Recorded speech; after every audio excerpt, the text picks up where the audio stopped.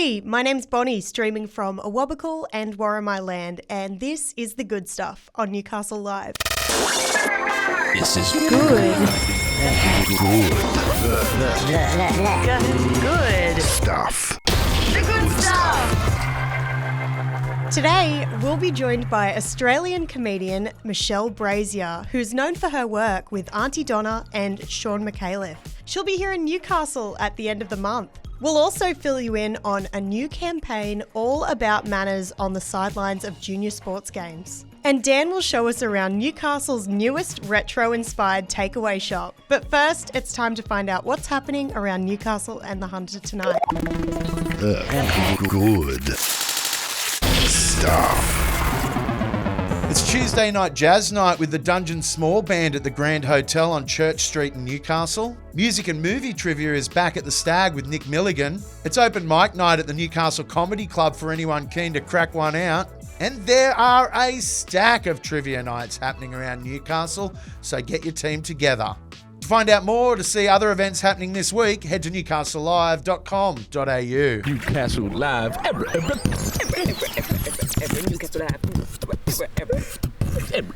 Newcastle Live. Spectators across the state are being reminded to watch their behaviour on the sidelines this winter. The Shush for Kids campaign aims to promote positive behaviour amongst spectators. We've all seen a relative get a little bit too fired up on the sidelines of a sports game, and this can have a real negative effect on kids wanting to play sport. The campaign will run until May 31st, so remember, if you don't have anything nice to say, then shush. Shh. To find out more, head over to newcastlelive.com.au or check us out on Facebook to see what everyone's talking about. Coming up next, we'll pop into our chat with Aussie comedian Michelle Brasier. This is Good stuff. Following a sellout award-winning year of touring, Oz comedian Michelle Brasier, known for her work with Aunty Donna, Sean McAuliffe's Mad as Hell and Stories from Oz, will be here in Newcastle at the end of May for Newcastle Comedy Festival and to perform her show Reform at the Gal. She's one of my absolute favourite comedians, so I'm honoured to welcome to The Good Stuff, Michelle Brasier. Thanks for spending some time with us today. Good morning. Thank you for having me. No problem. So, look, you always seem so unafraid to be silly and share yourself in a super vulnerable way through comedy. Can you tell us about your own journey of claiming your space in the industry? Oh, do you know what? I would have to be honest. I feel like space has been made for me by some boys.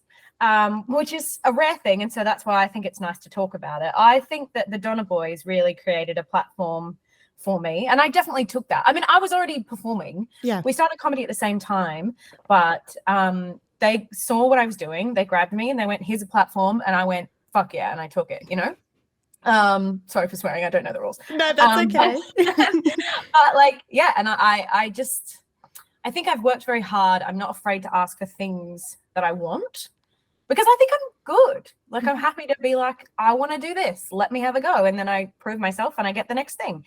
But yeah, I think just a lot of people have made space for me. Also, like Kevin Harrington, Damien Callanan, who put me in his feature film. Like, there's just a lot of people who've made space for me. What are some of your favourite on-screen moments from getting to work with the Donna Boys? Oh, gosh. On-screen moments, I would say... I mean, when we went to America and made a Netflix show, that was pretty cool. Yeah. That was quite a highlight. I think, like, when we're improvising, we have the most fun. I really like One of the Boys because that was, like, my little sketch. But I also, you know, everything is just so great. They're such a great bunch to work with, and it's just really fun because it's like coming home and we all know how each other work. Yeah. What was it like getting to go and work on a Netflix film? It's not cool. A film, sorry, it's a series. Yeah. No, it was really, really cool. It's just like working on an Australian TV show, except there's way more food, which is a surprise. But yeah, like the scale of things is like a little bit bigger, and the budget is a bit bigger, but like you go there and then like the first person I met was Ed Helms. Like it was overwhelming. But it was, you know, it was really exciting and it was nice to be there and be like, all right, let's do this. Yeah. And I mean, Ed Helms being the first person you meet, obviously he's very well known for his work on The Office US. Was it daunting to, have him there on the set, or did it just feel comfy? It felt pretty comfy. I don't know.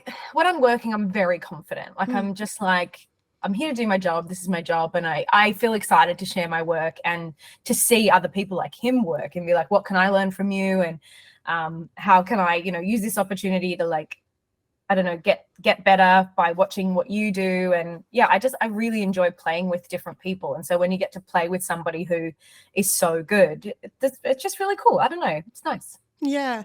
And can you tell us about some of the biggest things that you did learn from being on that set? Oh, that is an excellent question. I think, do you know what? That you can, no matter where you are in the world, if you say what you want, you can get it. In terms of like Max, the director, who's wonderful, and he directs every Aunty Donna thing. I think he's the best director in Australia. He's just my favorite. And him just being really clear with the production team and being like, it's okay. We have a way of working with Michelle. Like, I know this isn't what the script says to the script supervisor.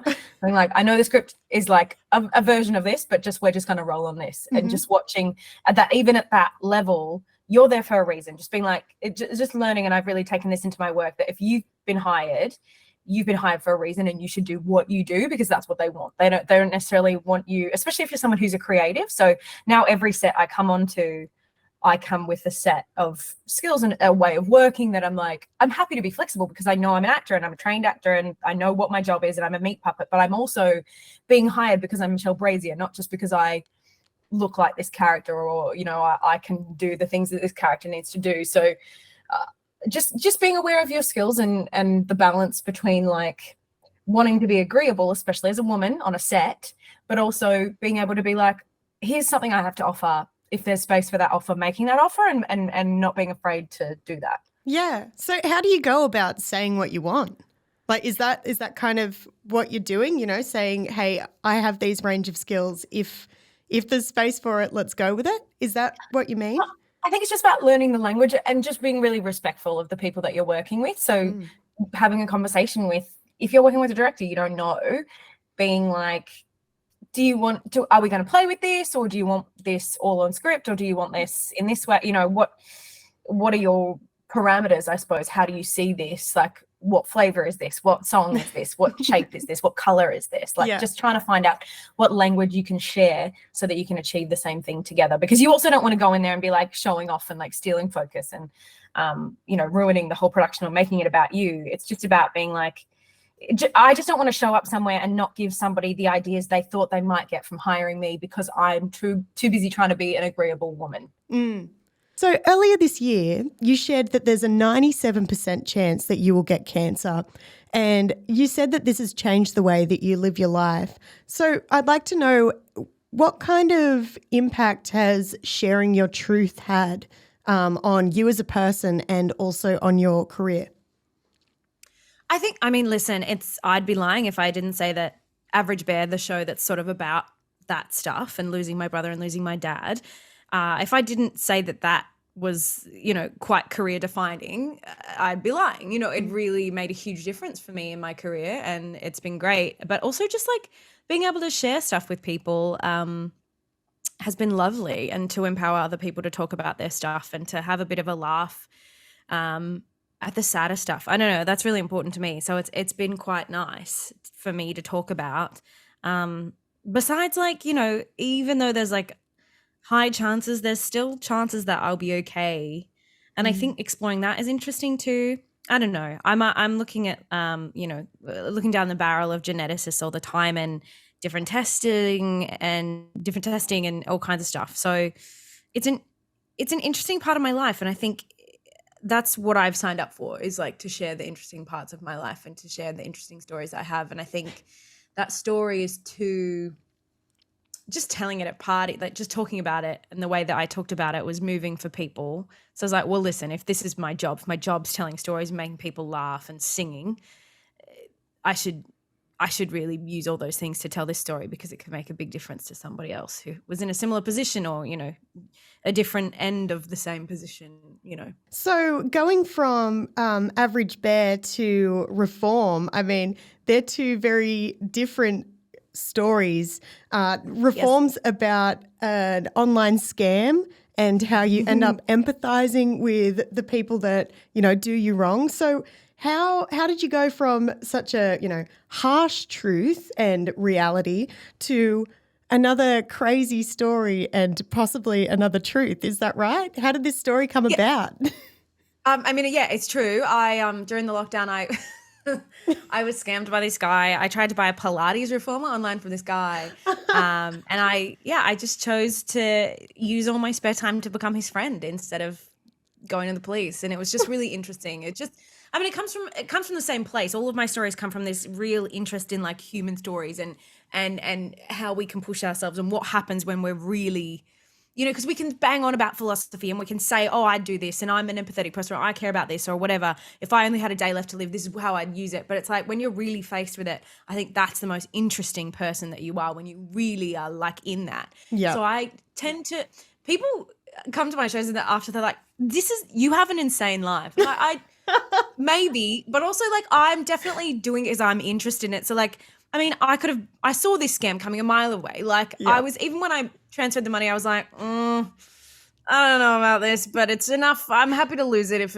we'll just see. It's worth the roll of the dice. And then as it went on, I was like, all right, I see what's happening, but this is an interesting story and I'm interested in this man. And I really threw myself into how can I find meaning in this? And I think that's a nice way to live. And that's just the way that all my shows are and all of the work that I make now is like either about trying to find meaning in something very silly or trying to find something very silly in something very meaningful. Now, you also incorporate a lot of music into your comedy. So I'd like to know what kind of relationship do you think music and comedy has? Well, they can both like really hijack your brain, which is really exciting and really nice. I love to manipulate an audience. Like, I love that the right harmony can make somebody cry and the right things that can just trigger something in your ear, that triggers something in your brain that makes you feel a certain way or that brings back a memory or, and I think laughter and music are so close. I mean, crying and laughing are so close physiologically. Laughing, crying, singing, they're three of the closest feelings, the closest expressions of something. Yeah. And so I really like that space, with that space where when people are in that space, and I like putting people in that space and then taking them back. And I love to put a person in a space where they don't know what they want to do. If they want to laugh or they want to cry, but whatever they want to do, they just want to let something out. And I think that's really interesting. And I love giving an audience an opportunity to either sing along, have a cry or have a laugh. There's space for whatever you want.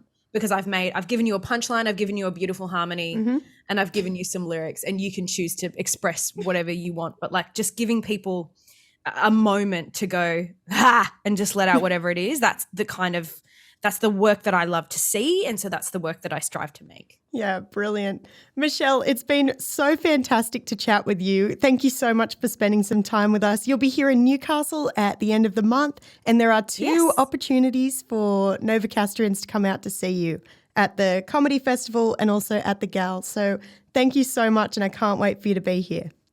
Thank you so much. I appreciate it. Can't wait to be there. Yo. Good. Stuff.